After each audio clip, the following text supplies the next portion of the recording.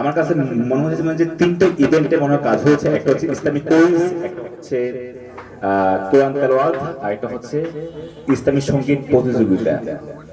তো যারা নাকি বিচারক হিসেবে ছিলেন, আমার কাছে তো মনে হচ্ছে যে তাদের কাছে বিচার করা খুব টাফ হয়ে গিয়েছে, কারণ কাকে রেখে কাকে দিবে। তো সবচাইতে বেটার যে ছিল হয়তোবা তাকে নির্বাচন করতে হয়েছে, কারণ তাদের কাজে ছিল হচ্ছে এটা আসলে, বাট তাদের জন্য কিন্তু টাফ হয়ে গেছে কাজটা করা আই থিঙ্ক। তবুও এই ধরনের একটা উদ্যোগ আল্লাহ তাআলা বলেছেন যে তোমরা সৎ কাজের প্রতিযোগিতা করো এবং কি অসৎ কাজকে তোমরা নিন্দা করো।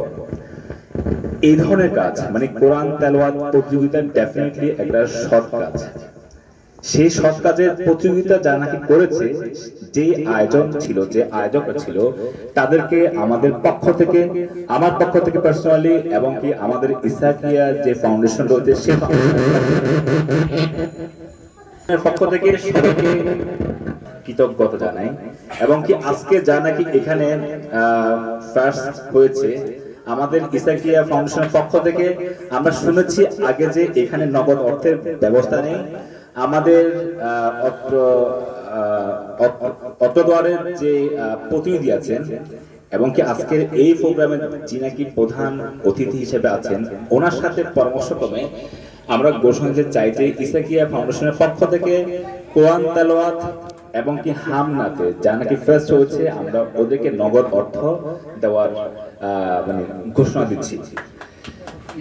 তো ইনশাআল্লাহ নেক্সট টাইম থেকে এই সব এই আয়োজন থাকবো হয়তো ইনশাআল্লাহ। আমাদের যে ফাউন্ডেশনটা আছে সেই ফাউন্ডেশনের পক্ষ থেকেও কিন্তু আমরা মানে এই ধরনের একটা প্ল্যান করেছি অলরেডি। আমার ভাই যিনি আছেন ইকবাল ভাইয়া, উনি কিন্তু প্যাট্রোনাইজ করবেন সবকিছু। আর আমাদের বর্তমান মানে আজকে যে উনি এই ধরনের সেন্টিমেন্ট রাখেন সবার জন্য। তো আবারও আজকে যা নাকি আয়োজক ছিল তাদেরকে, যা নাকি প্রতিযোগিতা আছে প্রতিযোগিতা সবাইকে ধন্যবাদ দিয়ে আমার বক্তব্য শেষ করছি। আসসালামু আলাইকুম ওয়া রাহমাতুল্লাহি ওয়া বারাকাতুহু।